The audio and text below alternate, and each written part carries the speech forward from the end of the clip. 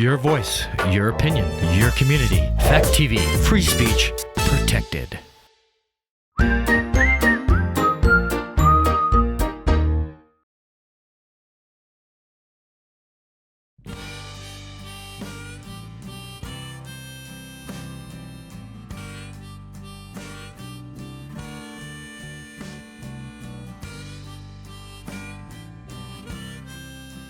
Good morning, Bellows Falls, and welcome to the feed. I'm Mike Smith. I'm here today with Mike Johnson. Good morning. Marty Gallagher's joining us via Zoom. It's March 10th. We have 12 days until spring. It's getting warm. And I guess it's warm today. Sap's starting to run. If you're a sap person, you should be happy. It's been frozen solid for the last month. Long. Yeah, too long. But here we are today. We're going to talk with Mike Johnson about a new program they're starting at Turning Point Recovery Center. But first, we're going to Marty for some local events. Marty.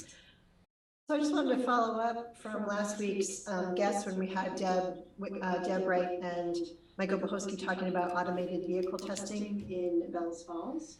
That this Thursday night, March 11th, from 7 to 9 p.m. is a public information meeting. So basically, the Village of Bellows Falls and the Rockingham Select Board are considering whether to make local roads in the village and town available for the testing of automated vehicles, often referred to as self-driving cars. Vermont's Automated Vehicle Testing Act requires a permit from the State Traffic Committee to test automated vehicles on public roads in Vermont. Testing will only be approved on local roads if a municipal legislative body has agreed prior to the submittal of a permit to make its roads accessible for testing. So if you're interested in this topic, if you have say one way or another, then please make sure you join the public information meeting. You can find the Zoom link on the town's website. So go to the website, you'll find the Zoom link, and it's Thursday night, which is tomorrow night, March 11th, from 7 to 9 p.m. So that's all I actually have for events going on. So we can go back to Mike and Mike. Hey, Mike and Mike, here we are. So, Mike, I know. I know most people, it's been a while since you've been on. It's probably been over a year. Oh, yeah. COVID's been a year, and it's been a little while before that since I've been on. Yeah. So, Turning Point. Tell us, first of all, remind everyone what Turning Point is. All right. Turning Point is a recovery center, which means there's a place where people can find it and get supports around substance use disorder, and also supports for their family, for youth, and so we try to support people with substance use disorder in any way possible, all paths to recovery, and that's what we also have meetings at our center, and we are open for 15 people and less at our center now. We have 8 meetings a week at our center, and it's all under COVID guidelines, from the CDC and the governor, and we have our health and safety officers, but we're also available 24 hours a day. As far as we have a recovery coach hotline, warm line, I should say. We don't do crisis stuff, but we do meet with people and talk with people on the phone whenever they need support, and we also can use that number for people who family members as well. We still continue to do recovery coaching, and we do recovery coaching in many different ways for many different sorts of directions within recovery. We also have a transition house at our center, which is full, and COVID put a hit on things in the beginning, but we adapted. One thing I can say about people in recovery, we have skills to learn how to deal with things that put us in a deficit, and because we've been in worse situations in our lives. I'm a person also in long-term recovery, so we know how to survive and how to manage things. And so we quickly came up with, the people in recovery had our online meetings, like within a week, and so we put out our supports, and we put out our videos, and we've been trying to do a lot more media stuff and trying to reach out as many people as we can. And so we started with a small workforce of 3 when I started 8 years ago, and now I have 19. And it's where we have recovery coaches in emergency rooms in Springfield 24 hours a day, and also in Mount Scottney. Right. And so And we also have an office in Windsor. We've had I think this is going on year 4 or 5 in Bellows Falls. We have an office right at Parks Place. I mean, and so I'm grateful to have my staff person there now, JR, who's like wonderful, and he's going to have a lot to do with the program we're going to be talking about. And so recovery's available, and we're still here, and recovery is the answer. When it comes to finding supports in recovery, but I mean, in a new way of life, and it doesn't happen. You don't get cured, but recovery is a way of life, and it's the answer to the change, and it's about change. Great. Well, thanks, Mike. Yeah. I mean, and that was a fast talk, but it's amazing how much you've grown. I mean, as we were talking a little bit beforehand, you were 3 guys in Springfield, and now you're in 2 counties, and you have 19 people, and you're really working closely with all of the community healthcare centers, mental health centers, and now police departments more than ever. And I think that's probably, like you said, that's the key to getting. Yes, and I'd like to put a shout out to Chief Fountain in Springfield and Stephanie, because they came up and they were at a training that I was at with one of my staff, and they were working on the project we're going to be talking about, and it was the Perry program, and it was a room full of police officers, down in Massachusetts, and it was a couple of us in recovery here, and it's like we're sitting there, and I recognized the folks, and it's like we should be talking here. Yeah. And so we started with a pilot project around this. So let's get to what the project does, and then we can come back to some of that stuff. So the idea is, I guess the idea is to bring people who have, if the police are called and there's a substance abuse factor or issue in that, they'll call the turning point and get them connected. Yeah, well, they sort of call us, but what we do, well, I'll explain that. The precedence for it is when someone has a substance use disorder issue in the community where EMS or the police department are called, what happens is we'll get notified of that, and so as part of the team, and within 72 hours, we will respond to that home and to talk to those people and engage them, try to engage them in recovery and offer them some supports. Maybe there's other things they need. We go with the social worker from the police department. Mm-hmm. And so what that also offers is all the supports that are available. I mean, transportation, food, childcare, or anything that they're lacking as well, because we want to make sure that we can help them as a whole, not just one thing. And so we go together as the social worker and the person and with the recovery coach, and we bring a harm reduction kit and what has all kinds of information and has Narcan, and we ask them, we share with them about the Good Samaritan law, so they're not afraid to call for help if someone overdoses, because they're protected by the Good Samaritan law, and a lot of people don't know that, and then they abstain from calling. And we want people to call. Well, let's get that person help. And so we're trying to educate them and communicate to them that, we're okay to talk to, because we've been there and we understand, and we want them to reach out. And we'll do follow-up calls with them, and we can try to offer them a recovery coach. We can make calls with that way too, and often we'll end up seeing them in the emergency room sometimes too. So it all touches bases in different areas, but and it's really good. Marty, you have a question? I do have a question. I want to circle back to talking about the turning point in general, and the concept that you offer ways of recovery, all different ways of recovery. And can you touch on that a little bit, and can you explain for people that are listening that kind of maybe don't know the jargon or don't understand what a recovery coach is and how it differs from a sponsor? Well, the basic way of talking about that, which is a sponsor will take you from where you were to where you are now in your struggles and your journey. A recovery coach will help take you from where you are to where you want to go, And a recovery coach also will help you with resources and working on a particular goal. But also they're a person in long-term recovery who understands where you're at and also can help you make connections to where you need to make. Sometimes you need to get to treatment. Sometimes you need to find a clinic, you need to be on MAT and you don't know where to go. We can help you with those phone calls and those information, and I know all the other resources that go along with that. You're using jargon again, though. MAT. Medicated assisted treatment, you know? Sorry, we use acronyms all the time, and it's like, there's too many, I can't remember them all either.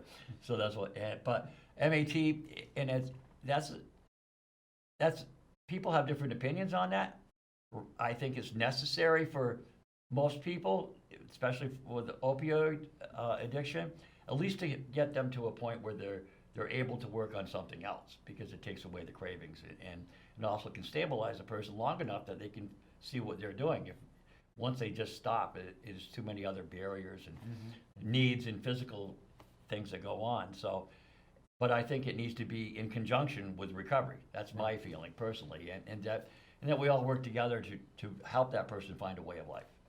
And I guess, and again, following up with what Marty was saying, recovery coaches are different from sponsors because they have a lot of training, right? Right, and sponsors can share what they've been through and their experience. A recovery coach also has the training, like emergency room trainings, and how to do motivational interviewing. And so when we have conversations, we can find things from what they're telling us that we can bring up later. And you know, it's a whole lot of.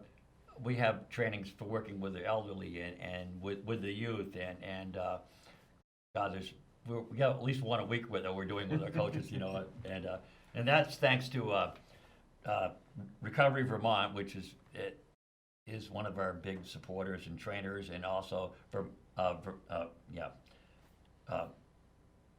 VRN, Vermont Recovery Network, which is, and so they're big supports to us. So where in time, as far as beginning or is it running, is the supported outreach program, this new program that you're working on? Well, the new one's running now, Uh-huh. you know, and so we're trying to get the players in Bellows Falls area here and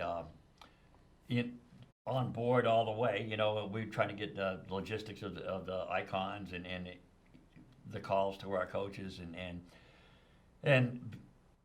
some of the paperwork stuff, so we can make sure that we can get it out there together, you know, and do it. I know there's been, you know, I know there's things happening here as well, so I think we need to, you know. So what you're saying is the police force in Bellows Falls is already on board? Yeah, we've met with the new police chief and we've had great conversations with him, so I'm glad to hear he's willing to work with us, and I think that's really important, you know, and because it's really helpful us with Mark up at, you know, Chief Fountain in Springfield, having those connections and also with the EMS and I think he's already reached out to Golden Cross here, and so we're trying to make those connections. So we're still in some of that phase, but if something happens, we'll still respond, you know. Yeah, so yeah. and they have a different social worker down here. I forget her name. Oh, I'm bad with that. I understand. I can't remember anything. You know, and well, your name's Mike. It was easy. but still, but moving forward, I think the connections that we had down here, the meetings that we've had so far, have been really, really good. So Yeah. I'm looking forward to it. And JR's here. He works in the office in Bellows Falls here, and he's one of my coaches and one of my ER coaches as well, and he does a lot of forensic coaching and working in the community here, and he works with people with incarceration, and he has a lot to offer. And so we did some shows with JR. And it's, so it's I amazing. mean, so I think there's a lot of hope, and we're trying to get some more supports for him down here as far as more coaches, you know, and it's hard to do, but you know, we're working on it. So yeah, we might want to put up some of the slides that we have, just so that people can be aware that there's numbers that you can call. Yes. And that I think they're putting them up right now so that we can, in that little thumbnail. Oh yeah. Yeah. So that people can see where and when to call, and I hope that they'll take advantage of that. Well, I didn't want to take away from that, but I know that there's a lot of other information. Right, and there's numbers that people can call, and it doesn't necessarily have to be the police force or the EMS. You know, also can be other community providers or someone who wants to make a referral to SOP, thinking someone could use some outreach, we'd be glad to do that too. Oh, okay. So it's You know- not just as a direct, as a function of being, having some encounter with the police. But say a doctor's office may have, Yeah, you know, yeah, or, yeah. or, you know, a therapist or maybe a family member, you know, I mean, doesn't mean we can't reach out to them and offer supports, you know, I mean, you know, we try to keep HIPAA in mind and confidentiality. We follow Yeah. all those guidelines, and all our information on that we send over the internet is all secured and taken care of, and, you know, so we made sure that was priority one because we're interacting with police and fire. Exactly, yeah. So that's all well and Well, that good, was too. one of the, I guess that was another further down the road question was, yeah, how does that, all of those things come into play? Right. And so how, yeah, sounds like. We you want have to a- protect the individual that we're meeting with out there, because, you know, recovery's always been anonymous, you know, the 12-step meetings and stuff like that. Yeah, And- yeah. And I think that also people would prefer that too, if we're meeting with them, and we would hold that in high regard. You know, we just want to help them, give them resources and support them and offer them the programs and types of things that we have. Right. And I don't want to create a political firestorm here, but I'm actually thinking that what we do in Vermont and the idea of having caseworkers and recovery coaches and other people respond as the police respond is really what they were talking about with the defund the police movement. They weren't talking so much about defunding the police. They were talking about funding Right.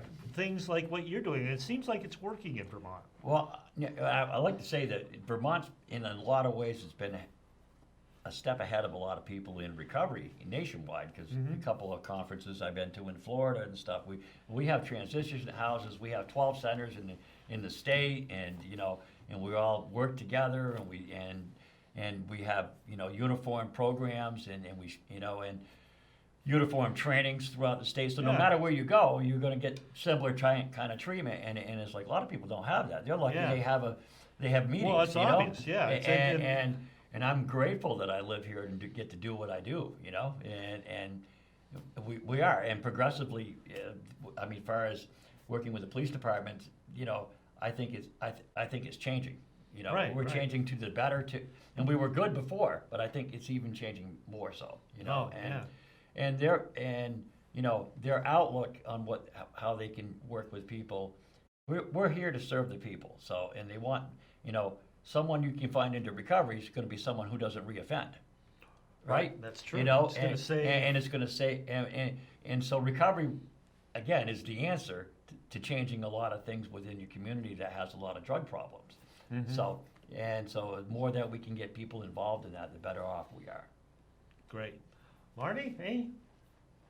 Yeah, I actually have a couple questions. So if I understand it correctly, when you do, the part and parcel of this outreach program is not only to help the individual that's in crisis when the police are responding, but there's also a built-in component of support for the family? Is that correct? Absolutely, yes, and we do support family members, and we have also programs and groups that we can do with them as well. We can leave them information, and we also try to reach out to those who have lost loved ones too, because we do have a group that we do at our center, which is called Healing After Loss, which is pretty difficult to do, but and a lot of people have a hard time coming, but we want to let them know that it's there. It's on our website.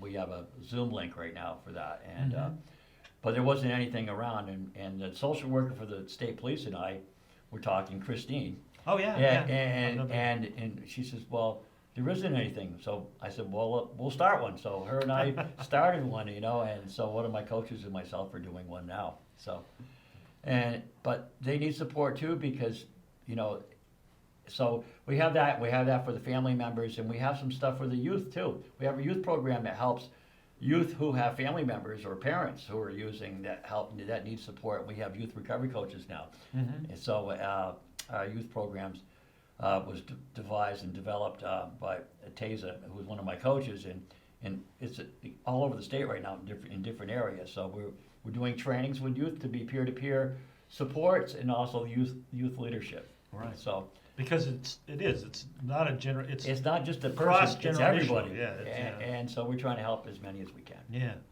We have about 5 minutes left, Mike. It's not enough. I know, and that's why I wanted to Yeah. I wanted to make sure we covered everything you wanted to cover today. So you're starting the new supportive outreach program. How can people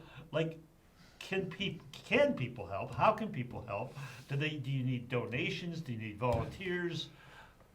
Well, I always need donations, I mean, and because, this is a grant funded thing, but doesn't mean it's going to continue. And also that we're spread in other communities as well. And we need to train all our coaches. So, so they want to donate towards that particular program. There's a donation on our website. You can send it to that and certainly or you can mail a check to Turning Point Recovery Center, 7 Morgan Street, Springfield. Okay. And then, say people watch this and they're like, oh, I want to volunteer. Is it by community? Is it do you coordinate that out through? Well, we can always use volunteers, especially when we're open. So I mean, our centers are open for meetings, and my centers. Oh, that's true. But right now with COVID, we're kind of restricted on what we can do with volunteers, because we want to make sure their safety too, because of COVID. Exactly. Currently, all my coaches have been vaccinated, and we're all good to go. But it's we still have to look out for the other people around us, and be very careful of that. One thing people can do to support us is look for our information, and we have flyers, and they can come to the center and pick up information they want, or they can call or email us and ask for it, and we will surely get it out to you. And we want people to tell people about what's happening, where they can get help. Don't be afraid to let someone know that there's help available, and that's what that's what we do, and we want to be there for them. I want people to be able to feel free to reach out to us. No judgment. We've been there. It's okay, and we meet people where they're at. No matter where you are in your recovery or not in recovery. If you're looking for help and support, please feel free to call and ask for help. That's great. Marnie, closing thoughts? Yeah, I just wanted to, the website is showing right now, and I just wanted to make sure that everybody knew that you have support for everybody. You have the circle of parents, you have the family addiction and recovery, the healing after loss, because sometimes people that are, addicts don't exist in an island. They have a lot of people that they're connected to. Correct. And those connections, those people need help as well.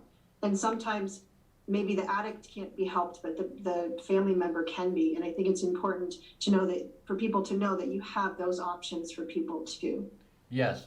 Yeah, and we do. And then on our website, we have almost everything there, and I think there's slides from our website that they have. They've been showing. And feel free to reach out. And we have the FAR group, and before COVID, it was running in Windsor, Springfield, and Bellows Falls. And what does FAR stand for? Family Addiction Recovery. So it's a group for a family member or a significant other or a close friend who has someone that's struggling with addictions, that would like to know how they can help themselves and what they can also do to help that person with their recovery or find recovery. And because that's a tough road to be a family member and watch someone you can't help. What can you do? And you can learn from other families as well, because they have the experience of things they've done and haven't done. And don't do that. That doesn't work. You gave them $50 for gas. Whoa. I'm just saying. Yeah, I understand. I totally but understand. they're the best people to ask. Right.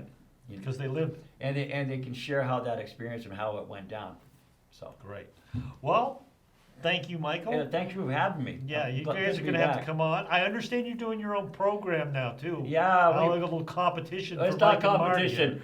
It's recovery orientated. We have Turning Point TV, and where we present our programs, and we talk about a lot of different things that we're doing, and like our recovery day in Vermont. We got to do the governor's Okay. bit, and we got to read the governor's proclamation, but we added a little fun to it, and so it's on our website. And Okay. so Well, we'll have to get it on Fact TV Yeah, at we'll some send it point. to you. Absolutely. All right. And And so you'll get to see it. You'll see it, and you understand why my nickname's Mr. Whereas. And you'll figure that out well once you see it. All right. But we had a great time. But thank you for having us. And Marty, it's nice to see you. Michael, Yes. it's nice to see you guys again Good, too. thank It's you. great to have And you. I think that's it for this week. We'll see you next week for St. Patrick's Day, which we're going to talk a little bit about the anniversary of, because that was pretty much when everything shut down Right. for COVID. It was such a shock. Anyway, take it easy, Bellows Falls. We'll see you next week. Bye.